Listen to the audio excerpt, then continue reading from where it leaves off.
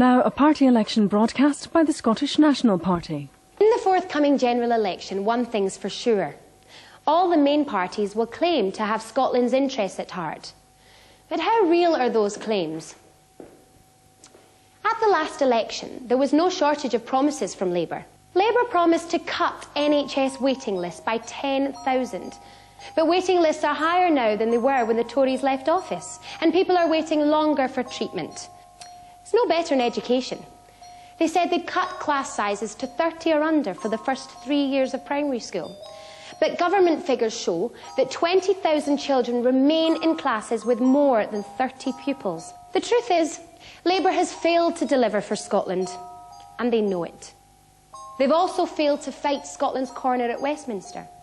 Scotland has the highest fuel tax in Europe. It damages our economy, costs us jobs, puts tourists off coming here, and yet, since the last election, Scottish Labour MPs at Westminster have voted 4 times to raise fuel tax. Why? Because Tony Blair told them to. Let's take a look at the real Scottish Labour. Well, it's pretty obvious where their real allegiances lie. So what about the Lib Dems? At Westminster, they've attacked the Labour government, unsuccessfully, for neglecting the NHS, cutting police numbers, and the appalling conditions of our schools. But in Scotland, where as part of the government they've had a chance to put their principles into practice, it's a different story. Up here, they're happy to be in a government that has neglected the NHS, cut police numbers, and presided over crumbling schools. And of course, they voted against the abolition of tuition fees. They can't be trusted to stick to their principles. Let's see what the real Scottish Lib Dems are like.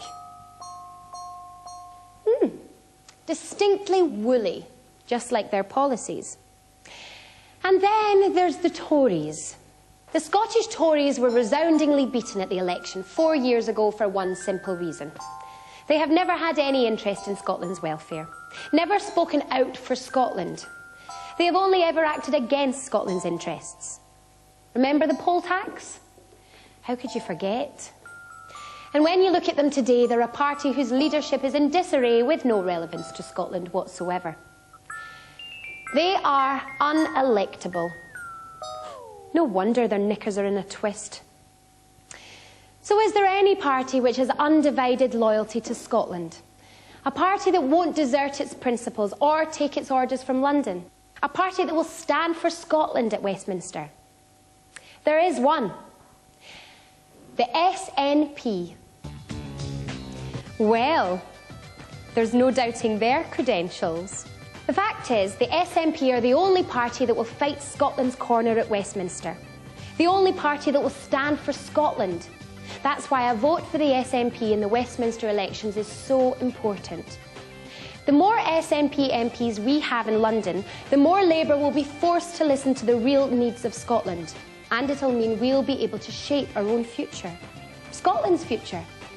So go on, make your voice heard. Vote SNP on June the 7th.